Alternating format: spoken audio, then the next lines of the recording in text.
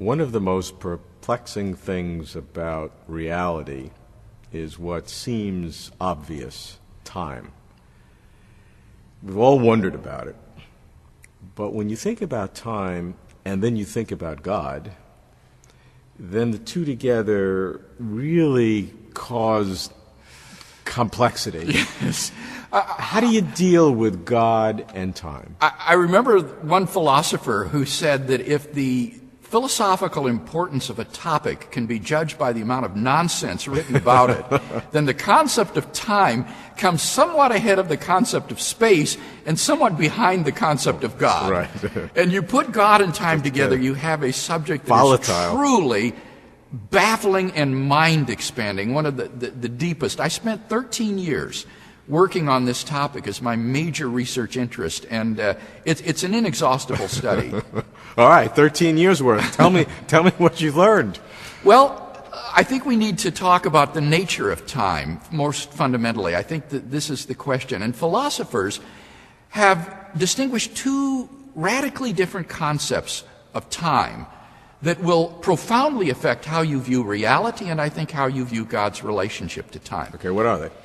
One view of time is what we might call a dynamic theory of time, or a tensed theory of time. And what it says is that the moments of time are ordered by past, present, and future, and that these are real and objective aspects of reality. The past is gone. It no longer exists. The present is real. The future has not yet come to be and is not real. And so the future is not sort of out there ahead of us down the line waiting for us to arrive. The future is pure potentiality. Only the present is real. And so things in time come to be and pass away. There is real, objective, temporal becoming in the world as things come into existence and then pass out of existence.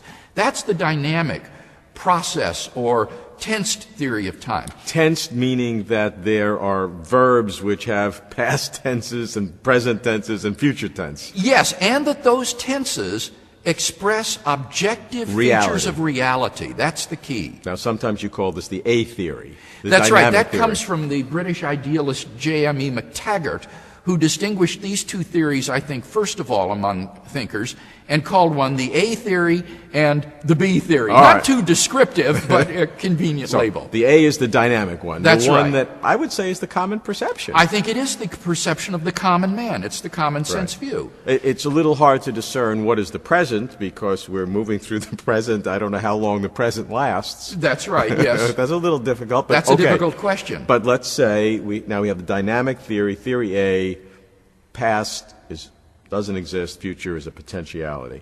Now, what's the B theory? The B theory, or the static theory, or the tenseless theory of time, says that the difference between past, present, and future is just an illusion of human consciousness. That in fact, all moments of time are equally real and existent. The future is as real as the present is as real as the past. So for the people in 1868 is real, and we are in the future. For the people in 2050, we are in the past, and the present for them is real.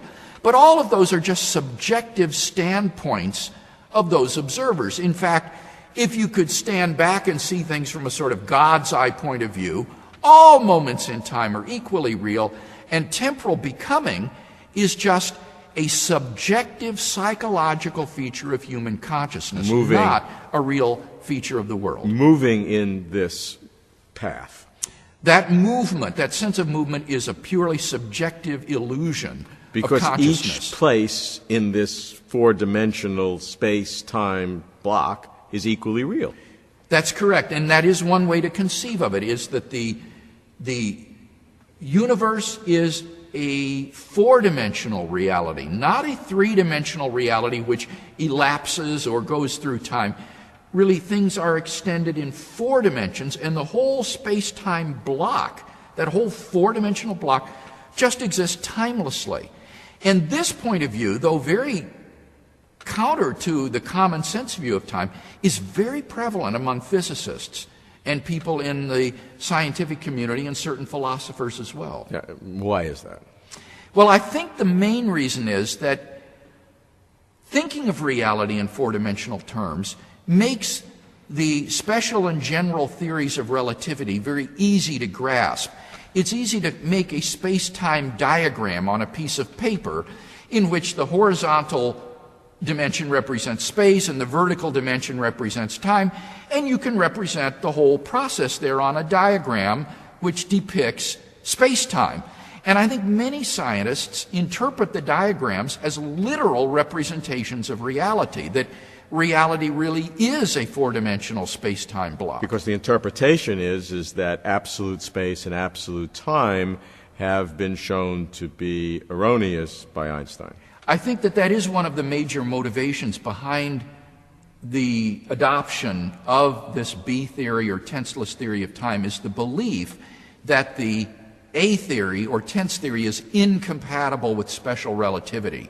Now, in fact, I don't think that that is true at all. I think it's completely compatible with special relativity. But I'm sure you're right that this is one of the major motivations for adopting this four-dimensional view. Let's try to understand the B theory, the tense-less theory of time, because that's the one that's certainly counterintuitive to our normal way of thinking. What does that mean, tenseless? How do I deal with the fact that my children were born sometime in the past, and I can't use a tense to describe that? Is there a sequence of events? Yes, sequence is still real in the sense that the events in time are related as earlier and later than each other.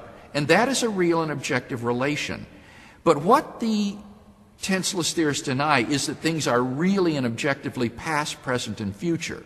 So they can order things in an earlier or later sense, but they don't put a past tense on it as if it once existed and now does not. That's correct. Your birth is always earlier than your death, whether they lie in the future, whether one is in the present, or whether both in the past.